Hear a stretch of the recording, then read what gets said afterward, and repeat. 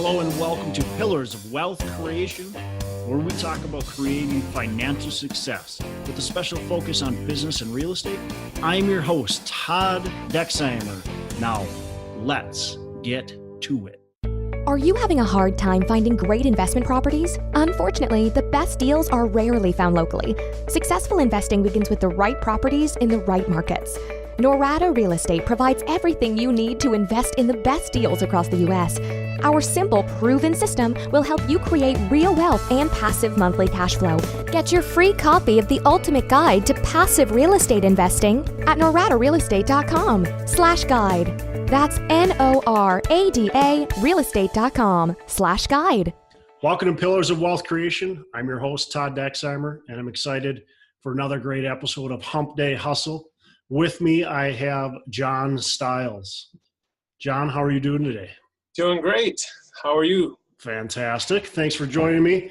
And John and I, we're just going to be talking about some Hump Day Hustle stuff. So today, I think we're going to talk about just the state of the market and what we're seeing going on in real estate, in just economics, maybe a little bit with the political climate, and how that's affecting everything. So, John, I guess, well, first let's give a background to you, because this is the first time you've been on this show, and I think you're going to be pretty much a weekly guest with me, just talking about different topics during Hump Day Hustle. So why don't you give a quick little introduction to who you are, and so everybody can get to know you.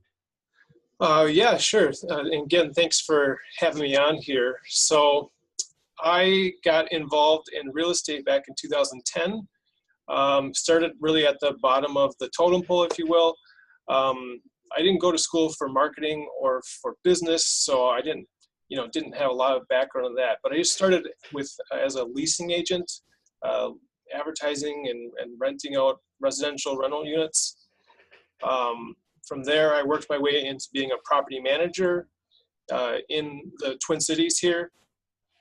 And then from there, I worked my way into sales and actually selling properties, both working for buyers and sellers, and mostly working with investors. So that's a little bit of my background and what I'm up to now.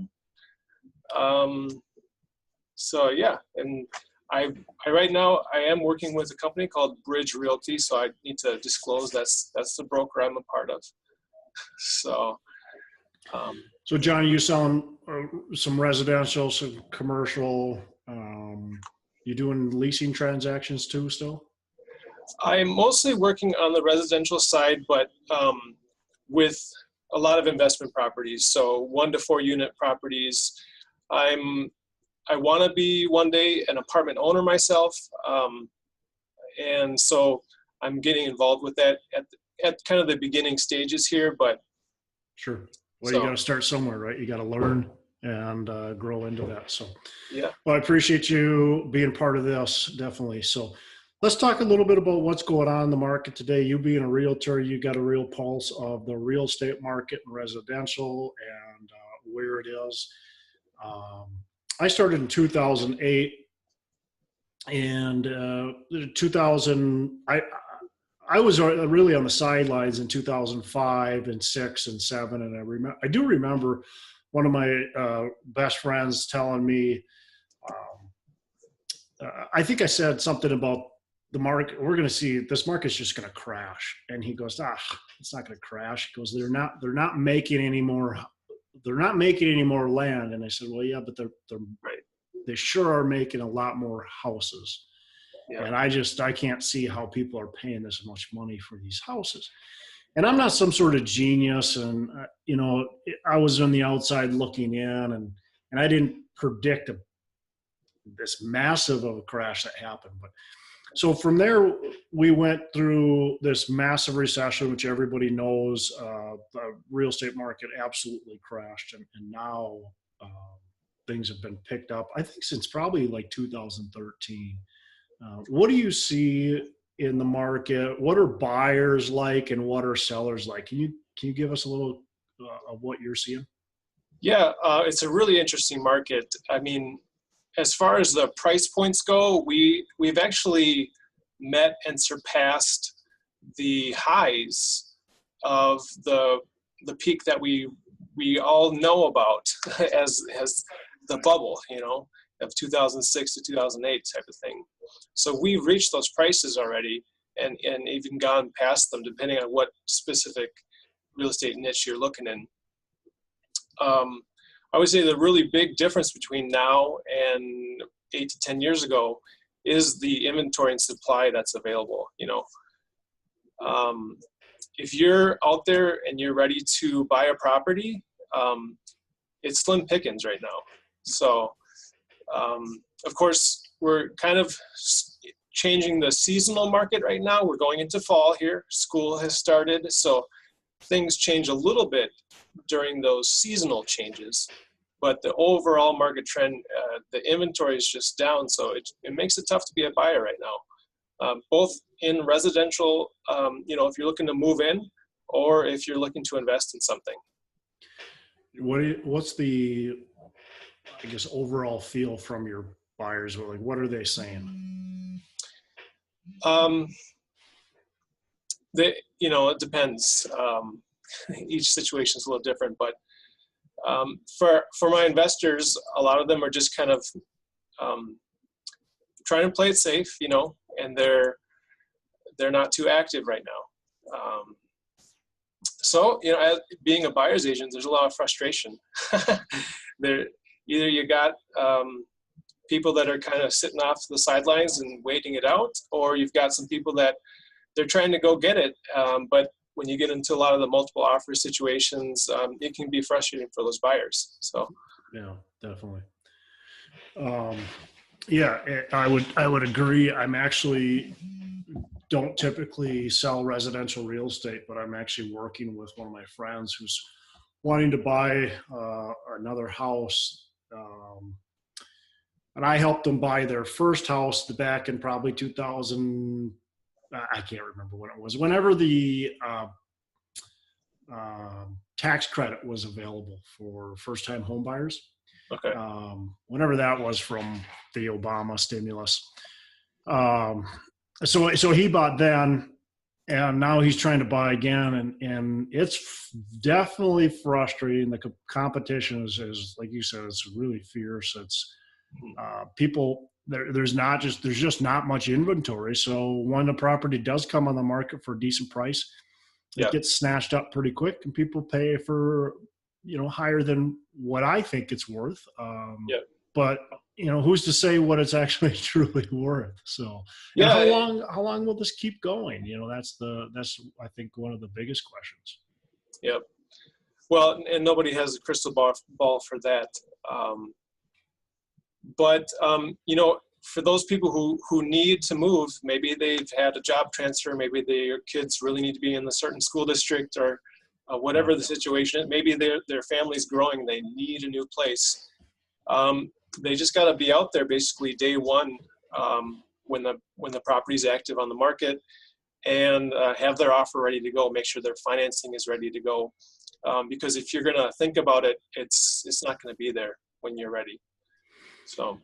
Yeah, and I don't think we're near a peak or at a peak. I think there's a lot of things that are indicating that we have a long ways to go. First of all, if you look at just overall markets and how often a crash happens, through my research, it looks like 17 to 18 years from peak to peak. Now, there's other small bumps along the way, but with that being said, our peak, let's call it 2006. If we go 18 years, we're at 2024.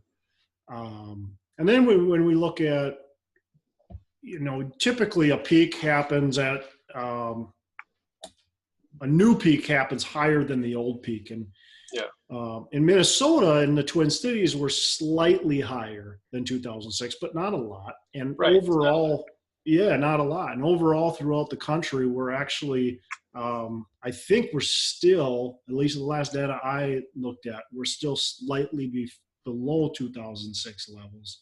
when you take everything and clump it all together. I think we're just like pretty much at, but I think it was slightly below was the last data I saw.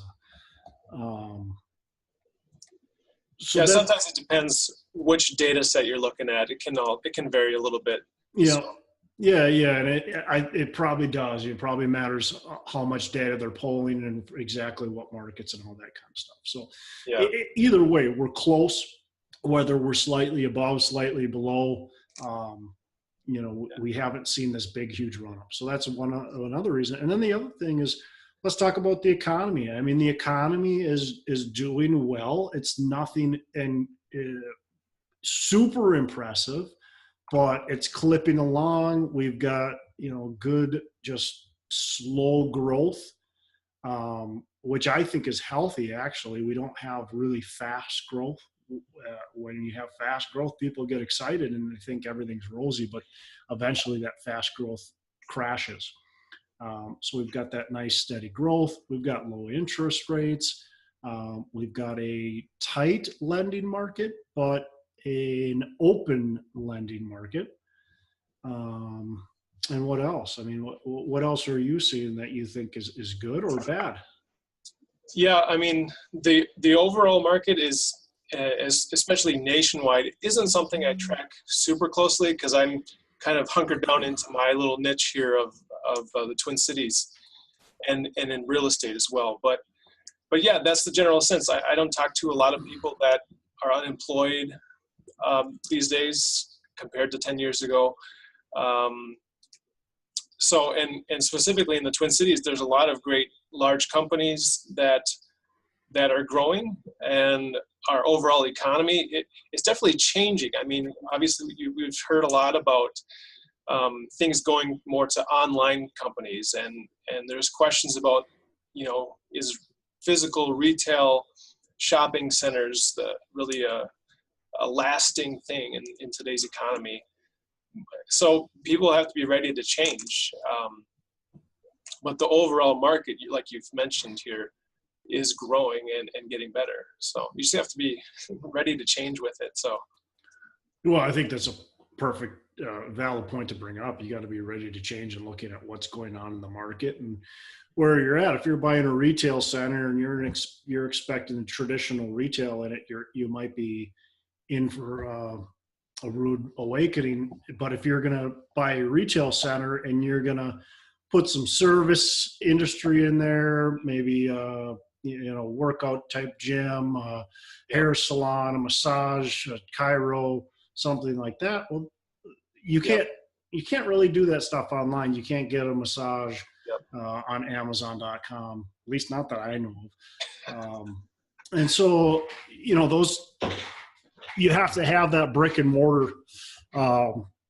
And so those are great places to have, along with maybe a restaurant and then a couple retail spots. So I think you hit it on the head. You've got to change with the times. You got to pay attention to what's going on. But overall economy, I still think, to me, is pretty solid. We've got good job growth. We have one concern is we have very low wage growth, but there's two ways to look at that. Is one is we've had very slow wage growth that really, I don't think has caught up or kept up with the inflation, but I think that's helped keep inflation down as well. Mm-hmm. And it's making companies very healthy, which you could say, well, that's just lining the pocketbooks of the upper 1%. Or you can say that's keeping those companies up and running and strong. And hopefully, that starts to trickle down to the employees, and the employees start to get raises, which again will help continue the economy in a strong way. So, yeah. I mean, when it's interesting, it's not like I think about this in real estate, and it applies to the rest of the economy as well. But I think the economy is like a pie. It's not like the more you cut it up, the less there is. Right. The more that people become wealthy, the more wealthy people that there are, because there's more money to spend and more products to buy, more services to buy. And if you've got a product or service to sell, then you can benefit from that. Yeah, absolutely. And I mean, you you said it right there. It's not like there's less money. Just because somebody, makes more money doesn't mean you're going to make less money. It's money just doesn't go away. I don't think they've stopped printing it. Right. At least our government isn't. Well, let's talk a little bit about government and how that's playing a role. And we've got President Trump in office right now, whether you like his political beliefs or his statements that he sometimes makes, we have to understand what we have going on in the political system, at least a little bit, and how that could change and affect us. We've got the whole healthcare thing, which I thought is kind of interesting. If the Obamacare does go away, you've got some states it's going to affect quite a bit. You've got some of the states where a lot of people will lose that health care, and then that will be a burden upon their income, which you could say, well, that was a burden just a few years ago, and that's true, but now they've counted on it, and so now it's different. Now they're potentially getting that taken away. So how does that affect states, especially when you're looking at like a Kentucky? I think Wisconsin's going to have a problem. There's several states that will have issues, and then I guess anything else in the political arena.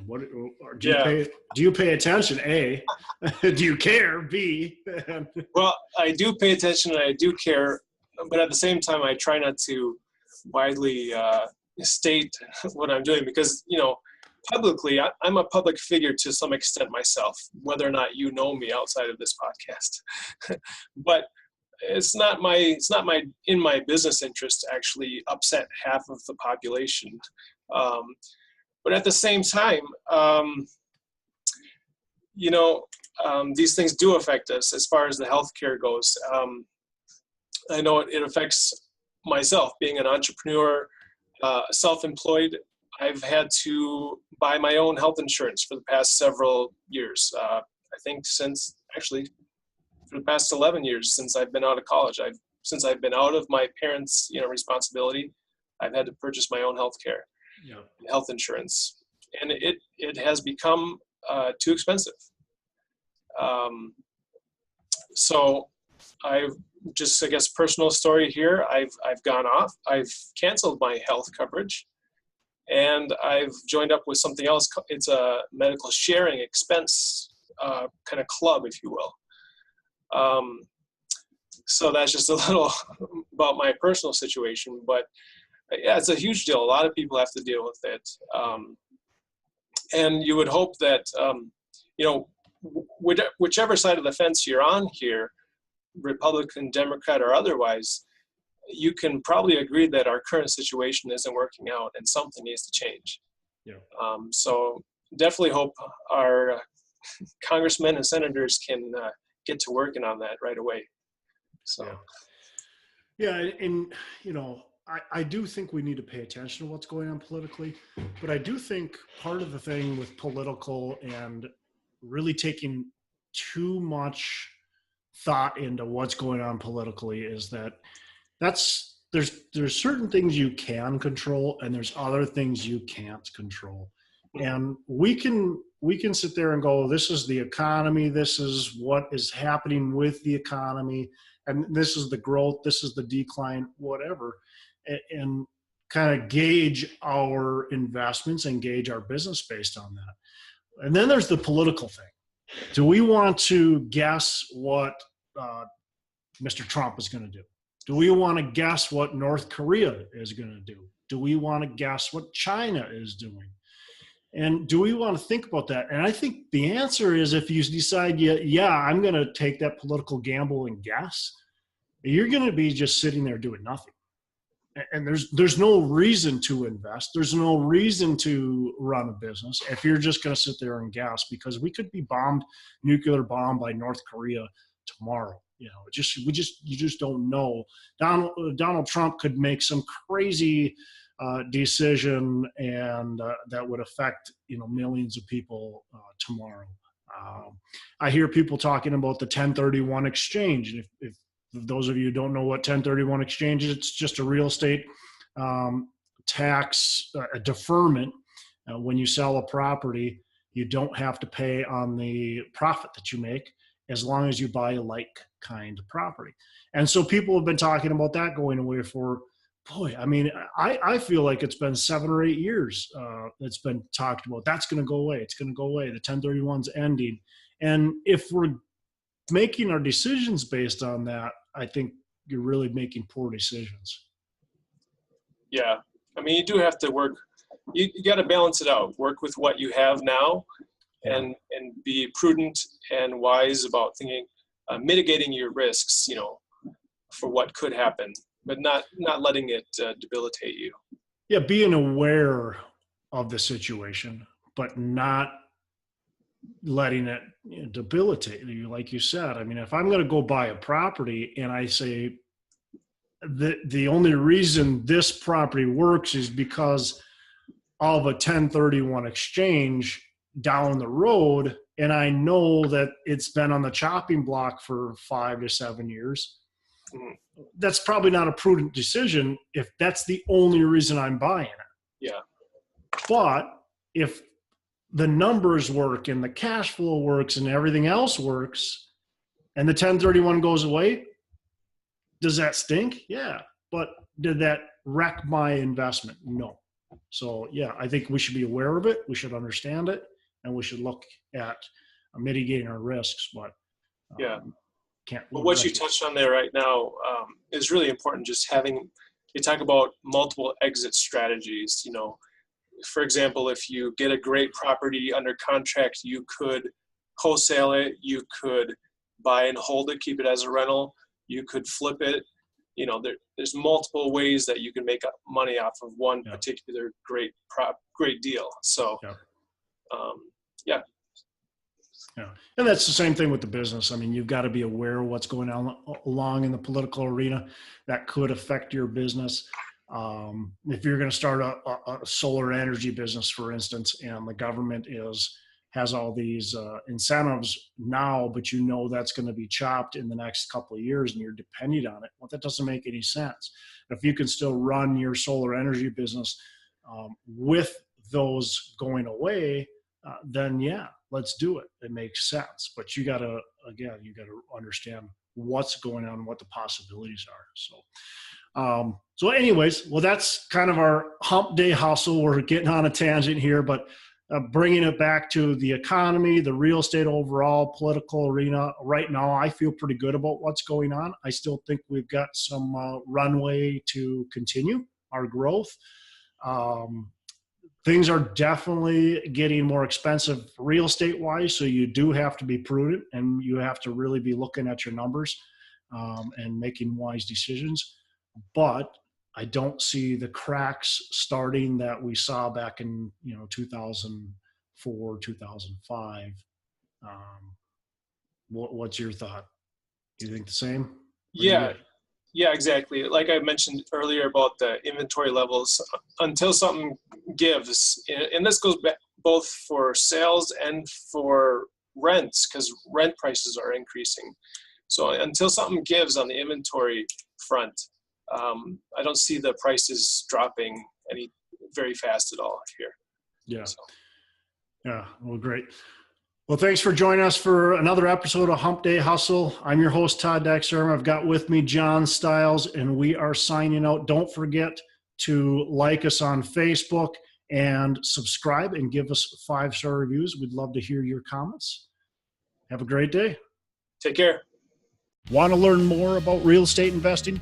Tune in to the best real estate investing advice ever with Joe Fairless, Joe has the longest daily running podcast on iTunes, well over 1,000 episodes. You can listen to me on Joe's podcast, episode 1015, where Joe interviews me and asks me about my best real estate investing advice.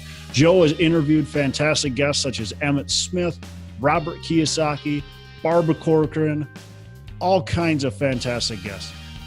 Make sure that you go on to Joe's podcast, subscribe, give him a 5-star rating and review. You do not want to miss out on a fantastic podcast, the best real estate investing advice ever with Joe Fairless.